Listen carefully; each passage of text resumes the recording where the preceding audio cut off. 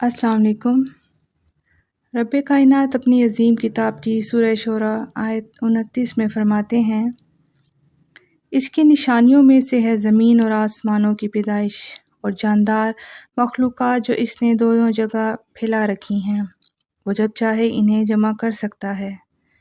ये आयत हमारे सामने दो बड़े साइंसी इंकशाफात सामने लाती है।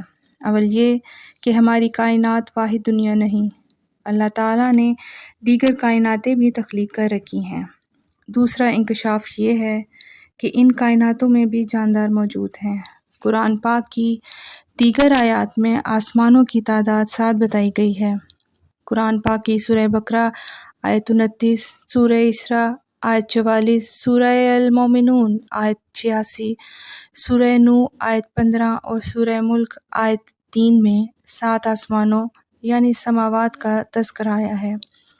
मुफस्सिरीन के नज़दीक पहले आसमान से मुराद हमारी कायनात है, जिसमें तमाम कहकशाएँ, सितारे, सैयारे वगैरह शामिल हैं, जबकि बकिया आसमानों को इंसान दरियाफ़्त नहीं कर सका।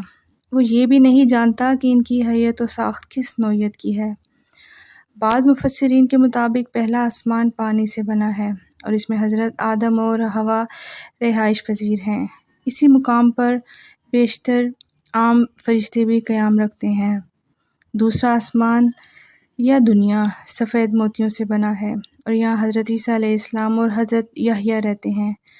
तीसरा आसमान चमकीले मादन से बना है और इसमें हज़रत यूसुफ और मौत के फरिश्ते हज़रत इज़राइल अलैहिस्सलाम क़याम पज़ीर हैं। चौथा आसमान सफ़ेद सोने से बना है और यहाँ हज़रत अदरीस तशरीफ़ फरमा है। पाँचवा आसमान चांदी से बना है, यहाँ हज़रत हारून रहते हैं। छठा आसमान सोने या फिर याकूत अहमर से बना है, इस जगह हज़रत मूसा का क़याम है। सातवां और आखिरी आसमान नूर इलाही से तख्लीक किया गया है। इस जगह सिदरतुल मुंतहा वाक़या है, जिसके आगे कोई ज़ी हिस्स नहीं जा सकता।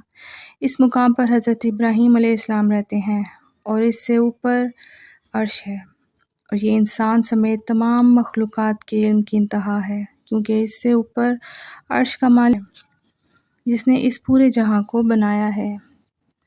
अब हम बात करते हैं उस आसमान की जो हमें नज़र आता है। अच्छा, आप लोगों से एक सवाल है कि आपकी नज़र में आसमान किसे कहते हैं?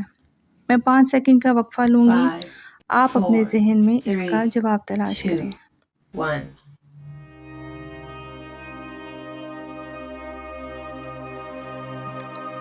यकीनन सबके ज़हनों में मुख्तलिफ जवाबात आए होंगे।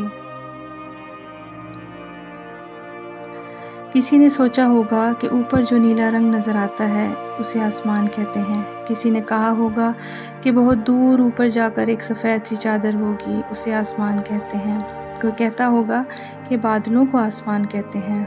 यानी बहुत से जवाबात हैं, लेकिन साइंस क्या कहती है? चलिए सरसरी सा देखते हैं। ये नीला रंग तो सिर्फ हमारी फ़िज़ा है।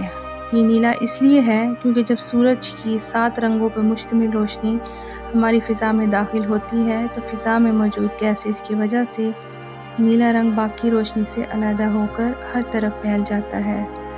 क्योंकि नीले रंग की वेवलेंथ सबसे कम होती है और शाम के वक्त ये नीलाहट गायब होकर सुर्खी लिए फैल जाती है, क्योंकि तब सूरज उफ़क़ के करीब तर होता है। सूरज और हमारी आँखों के दरमियान फ़िज़ा 38% गाढ़ी हो जाती है, लेकिन ये फ़िज़ा की तह ऊपर कहाँ तक जाती है? साइंस इसका जवाब देती है। तकरीबन 6.5 मील ऊपर तक आपको इसी फ़िज़ा की तह मिलेगी। आप इसे ट्रोपोस्फियर कहते हैं। हमारी दुनिया का सारा मौसम इसी फ़िज़ा के अंदर है। बादल, बारिश, तूफ़ान, बल्कि हम खुद भी इस तह के अंदर रहते हैं। दूर दूर तक रहने वाले बादल भी इसी 6.5 मील में पैदा होते हैं। लेकिन फिर इससे ऊपर क्या है? इससे ऊपर आपको 31 मील थिक एक और लेयर मिलेगी, जिसे स्ट्रेटोस्फियर कहते हैं। इस तह में यकीनन आपने बदनाम ज़माना ओज़ोन की एक तह के बारे में सुना होगा, जो सूरज की एक ख़तरनाक शुआओं से ज़मीन का तहफ़्फ़ुज़ करती है। ओज़ोन लेयर वो भी इसी तह में पाई जाती है, बल्कि इसके निचले हिस्से में बहुत सी और इसके दरमियानी हिस्से में जासूसी जहाज़ भी सफ़र करते हैं। लेकिन फिर इससे ऊपर क्या है? इससे ऊपर 53 میل ٹھیک ایک اور طے ہے جسے میسوفیئر کہتے ہیں۔ یہاں پر انسان کے لیے زندگی ناممکن ہے، کیونکہ ایک تو یہاں ٹمپریچر -90 ڈگری تک گر جاتا ہے اور دوسرا یہاں ہوا نہ ہونے کے برابر ہے، اور بیسیکلی یہی وہ طے ہے جہاں شہاب ثاقب جلنا شروع ہو جاتا ہے۔ لیکن اس سے اوپر کیا ہے؟ اس سے اوپر مزید 300 مائلز موٹی طے ہے جسے تھرموسفیئر کہتے ہیں۔ یہ وہ طے ہے جہاں سیٹلائٹ دنیا کے ارد گرد گھوم رہے ہیں، اور یہی وہ طے ہے جہاں دنیا کی خوبصورت سبز رنگ کی روشنیاں پیدا ہوتی ہیں جنہیں ہم اورورا لائٹس کہتے ہیں۔ اور اس کے اوپر کیا ہے؟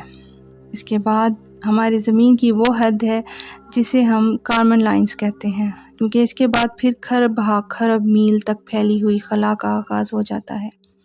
لیکن اس سب کے درمیان آسمان کہاں ہے؟ یہاں تک سائنس کوئی مدد نہیں کر سکتی، کیونکہ یہ مقام اس کے علمی دائرے سے باہر ہے۔ یہاں سے آگے کی دنیا کیسی ہے، آسمان کیسا ہے، اور آسمان کے اوپر ان سوالات کے جوابات کا علمی سورس ہے قرآن پاک اور احادیث مبارکہ۔ بہت شکریہ۔